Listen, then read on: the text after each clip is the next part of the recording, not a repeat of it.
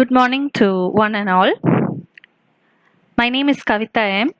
I'm an assistant professor in the Department of Civil Engineering, Rajagiri School of Engineering and Technology.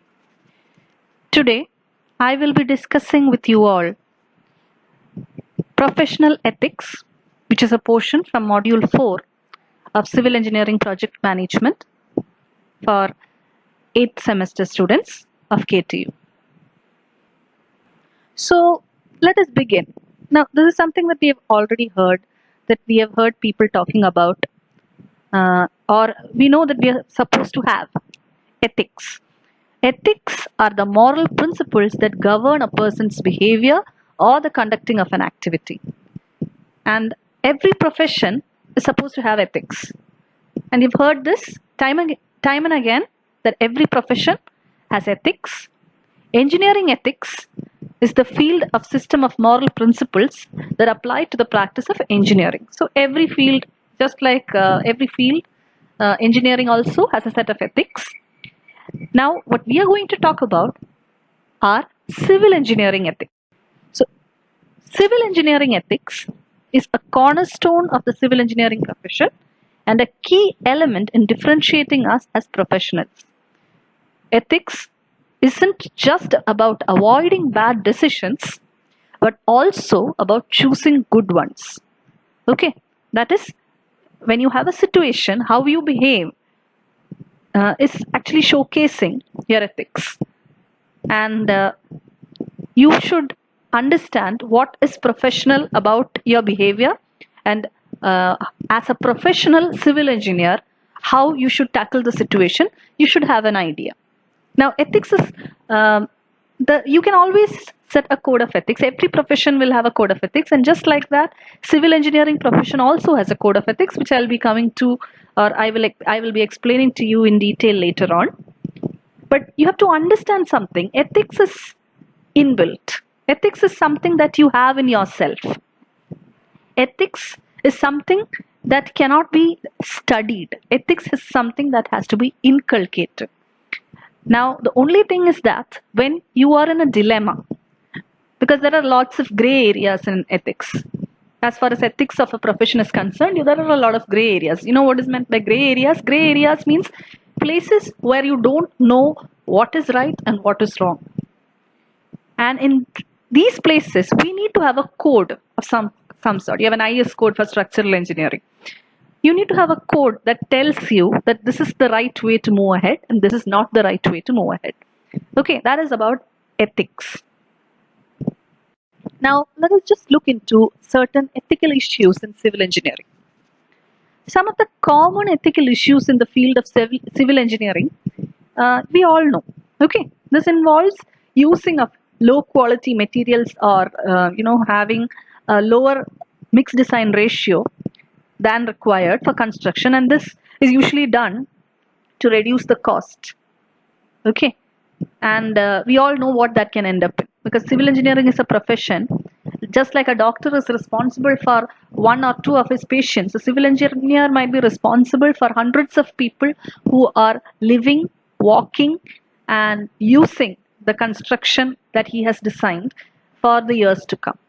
So any failure of a civil engineering structure, the civil engineer is going to be responsible for lives of hundreds of people.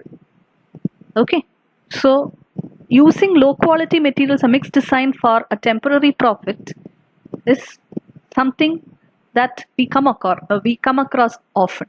Okay, bribery and corruption, just like any other profession, civil engineering field also suffers badly due to bribery and corruption. Then there are certain cases where people do not adhere to the permits that are provided by the respective government authorities while constructing buildings.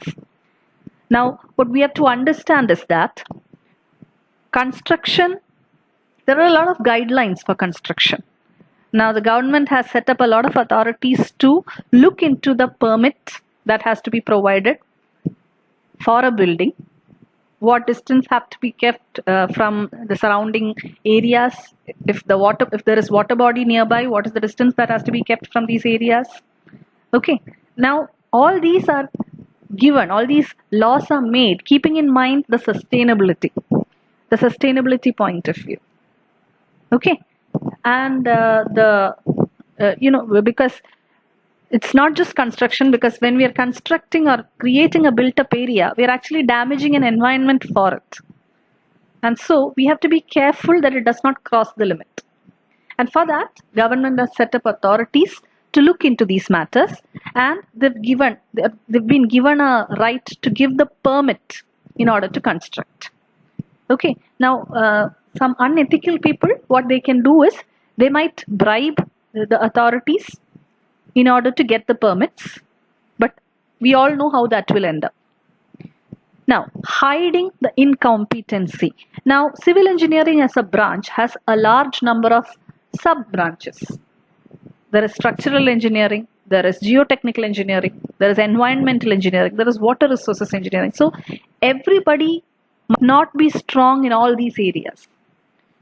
Okay, and so when you're trying to be smart, or when you're trying to solve a problem in something that you are not actually competent in, you're actually going against your professional ethics. That's against your profession. Talk when you're competent. Okay.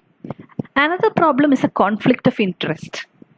For example, you might be an engineer who's designing a house or a building or a skyscraper for a friend, and naturally you want it to go smoothly, but then you know that there are certain laws that your friend is bypassing in order to get the building constructed. Now, whether should you go with it or should you go against it? Should you think about it? So there is no good and bad decision. You should always go for what is right. You should not or never have a conflict of interest. And if at all you feel that there might arise a conflict of interest later on, you should avoid yourself from that situation. You should not take up cases like that. Okay. Now, another very important issue is at the work site. There are a lot of laborers working at the work site. Now, according to the government rules, they should be given full safety equipment. Their safety equipment might include gloves, helmets, and similar, gear to that, the equipment that they're to wear. And then they're all supposed to be provided with insurance. So if they're injured while working at a site, they can be compensated. Now, we know a lot of people who do not follow these rules. So all this is actually going against the ethical behavior of a civil engineer. Now, right here, I'm going to read a code of ethics. You all have heard of code of ethics that are supposed to be followed by a doctor before he enters the profession. Now, most of you might have read journals from American Society of Civil Engineering, ASCE, might have gone through. Now, the ASCE has set out a code of ethics. Now, it's not just ASCE, a lot of professional bodies are actually bringing out code of ethics for the civil engineers to follow. Now, I'll just read through the code of ethics published by the American Society of Civil Engineering, ASCE. Engineers shall hold paramount the safety, health, and welfare of the public, and shall strive to comply with the principles of sustainable development in the performance of their professional duties. Engineers shall perform services only in their areas of competence.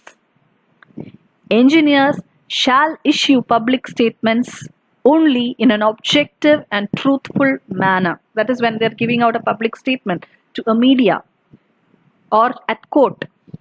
Now, they should be very objective and truthful in what statement they're giving.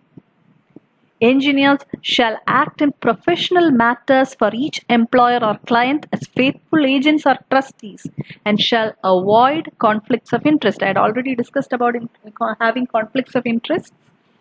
So they shall avoid conflicts of interest wherever possible. Engineers shall build their professional reputation on the merit of their services and shall not compete unfairly with others. So any professional reputation that you have should be solely based on your merit. And you should not have an unfair competition. It should be your professional reputation based on your merit that makes you stand out as a civil engineer. There are a few more. Engineers shall act in a manner as to uphold and enhance the honor, integrity, and dignity of the engineering profession, and shall act with zero tolerance for bribery, fraud, and corruption. So, we should have zero tolerance against all these acts of bribery, fraud, and corruption. We should have an honor and integrity and a dignity for the engineering profession. Okay, we have all got our degrees through a lot of toil, and when we are using it for the good of the society, we do it with honor and integrity and dignity, and we will have zero tolerance for anyone who goes for bribery, fraud, or corruption. Engineers shall continue their professional development throughout their careers and shall provide opportunities for the professional development of those engineers under their supervision.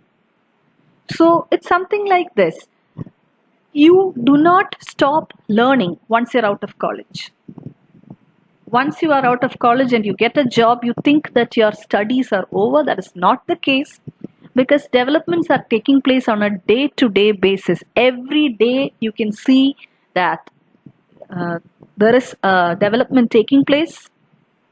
There is new technology coming in, and you have to be ready to take in and learn as you go. That is, at every stage of your career, your seeking for knowledge should not go down. You should always be ready to learn. Now, after 3 or 4 years, after 5 years of working, and you're becoming successful in your career, and you see people fresh out of college, they're coming to you, they're working under you. You need to be a mentor, and you need to help these people in developing their profession, and not the other way around. Okay, so that is also part of a professional ethic. That is, you have your experience, you have your knowledge, share it. Engineers shall, in all matters related to their profession, treat all persons fairly and encourage equitable participation without regard to gender or gender identity, race, national origin, ethnicity, religion, age, sexual orientation, disability, political affiliation, or family, marital, or economic status. There's a lot of detail given there. All it wants to tell you is that you treat other people equally. Okay, you should not, you should not differentiate, or you should not disregard people because of a certain personal matter that is personal to them and is of no regard to you. It is none of your business to go and, have a bias against them for something that is not their fault. You should be professional in that matter also.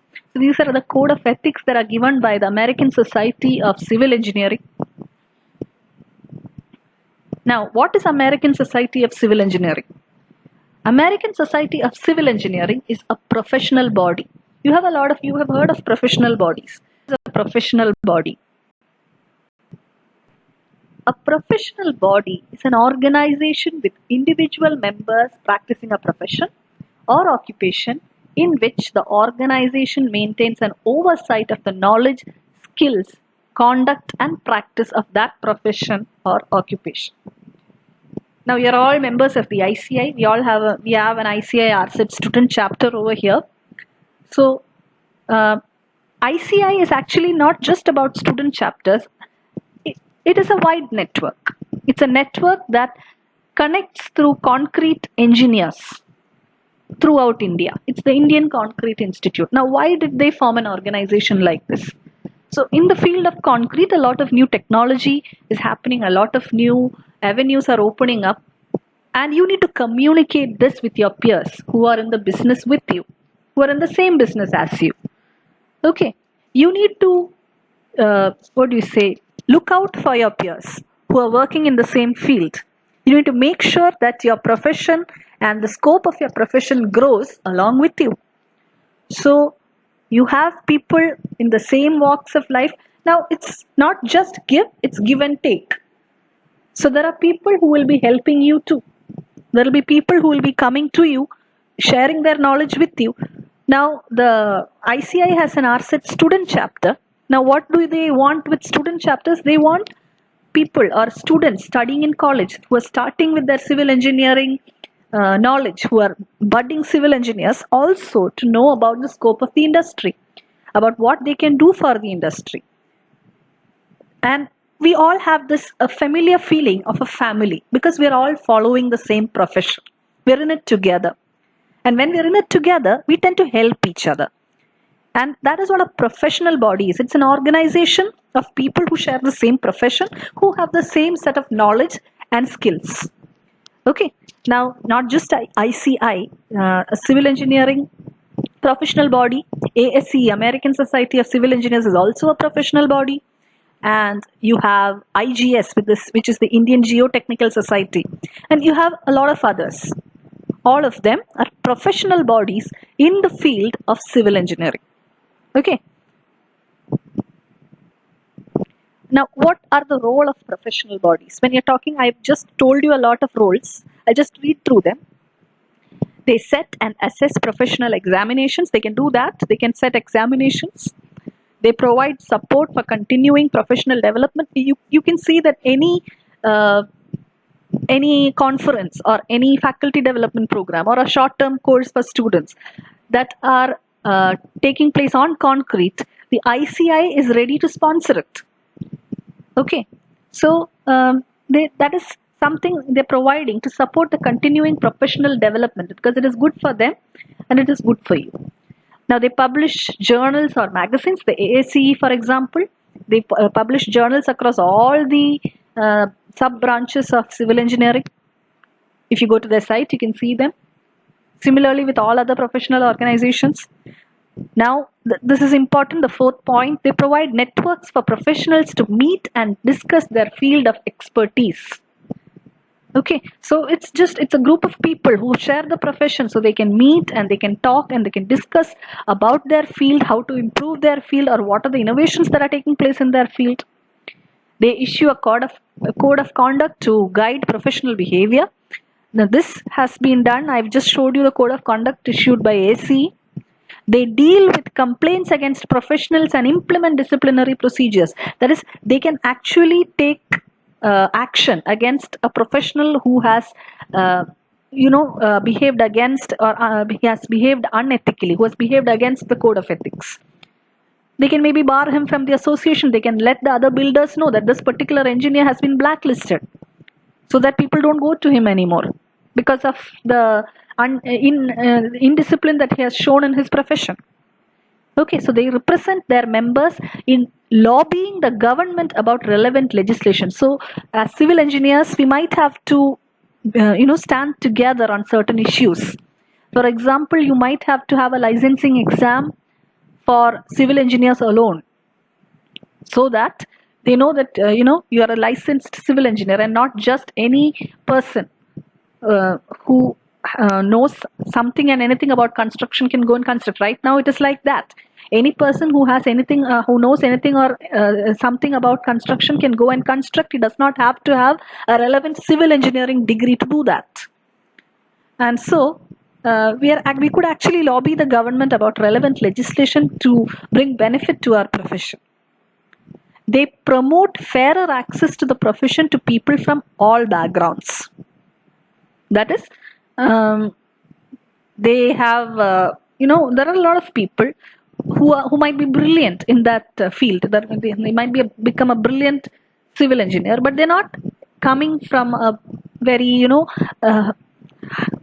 good financial background that they can actually have access to the profession. So if professional bodies come across students who are having trouble practicing civil engineering or becoming a civil engineer, they can help them. Then they provide career support and opportunities for students, graduates, and people already working in the profession. So you have links with ICI. You know that a lot of companies are actually there members whose senior engineers are members of the ICS, they can provide you with career support. They can give you career supporting classes. They can provide you opportunities for internships, so that you can slowly walk into these companies and maybe walk into the concrete industry and work for them. And similarly with all other professional organizations, so that you get an idea about the profession or what the profession is going to be, and how you're going to go ahead with your career.